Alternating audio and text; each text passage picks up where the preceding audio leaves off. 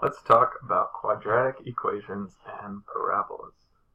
So a quadratic equation is it's like a linear equation, but it has an x squared term. So let's just make a linear equation. Let's make y equals maybe like 3x plus 1. Now, if we add like a plus 2x squared to it, then this becomes a quadratic equation because of this x squared term. Parabola. So a parabola is what you call the shape of a quadratic equation. Quadratic equations, when you graph them, they always look something like, well, they either look like this or like that, just anywhere on the graph. So like that, or like that, or like that, or like that, or like that. I like to call these smiles and frowns. Right now there are more frowns than smiles, unfortunately. But that's okay, because once we learn about these quadratic equations, we'll be happy. So first let's build some intuition for why they look like parabolas. So to start off, let's forget about this quadratic equation. This is kind of ugly, and let's just work with regular y equals x squared.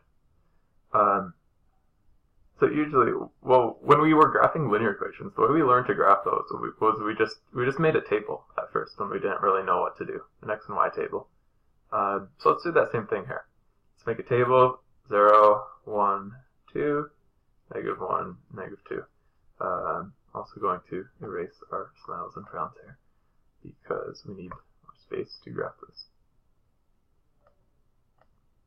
So when x is 0, y is just 0 squared, which is 0. When x is 1, y is 1 squared, is 1. 2 squared is 4. -1 squared is 1, and -2 squared is 4. So immediately you see where the kind of turning around comes from. If we were to graph this,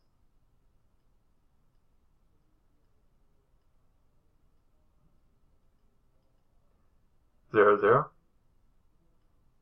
1, 1, 2, 4, -1, 1, -2, 4. So the parabola shape comes from something that would otherwise be negative if left alone, being squared and then actually turning into a positive number. In later videos, we'll learn how to deal with general case parabolas or quadratic equations. Well, this is where the parabola shape comes from. Oh, and then one more thing. If we change this, if we put a negative in here, then like 2 squared would be 4 still, but then there's a negative on top of it. All these numbers turn negative, and okay, well, -0 isn't. This is 0 still. And then it would look something like this. So that's where the downward facing parabola comes from. So yeah, whether it's upward or downward, you just kind of look at what's happening on the x squared term. Yeah, we'll cover more of this in